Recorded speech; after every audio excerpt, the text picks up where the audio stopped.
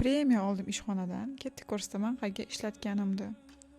Торговый sentrga bordim, o'zimga ofisga chiroyli luklar olish uchun va bilardim men yaxshi buxgalter ekanligim. Bu yerda har xil vesenniy, fioletoviy kiyimlar ko'p ekan. Birinchi luk mamnaqa bo'ldi. Menga rubashka unchalik yoqmadi. Adam ko'rsa meni Marfusha deydilar, shuning uchun ketdik, boshqa luk qilamiz. Bu yoqmadi. Men fioletoviy rang qilgim kelyapti. Hozir modada va menga bu yoqadi. Mamnaqa bo'lmeni yaxshiroq luk chiqdi, menga yoqdi. Yana sal boshqacharoq обыграть qilamiz. Men bu baza bo'ldi. Juda ham chiroyli turdi menda. Konsultatsiyalar va klientlar bilan uchrashuvga ham podobающий kiyinish kerak. Mamnaqa ofisni luk chiqdi, lekin kichkina razmerini tanlasam ham bu yubka kattalik qildi.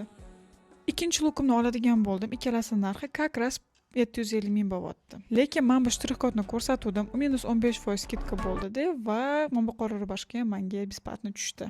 Сэкономил, заработал. O'zi ham totalniy ekonomiya bo'ldi. 748 mingga 3 ta kiyim oldim. Agar siz ham ekonomiya qilib kiyim olmoqchi bo'lsangiz, mana bu shtrix-kodni ko'rsating. TerraPro filiallarida 15% skidka olasiz. Baxtli bo'lib uyga ketaman, chunki 2000 so'm ortib qoldi.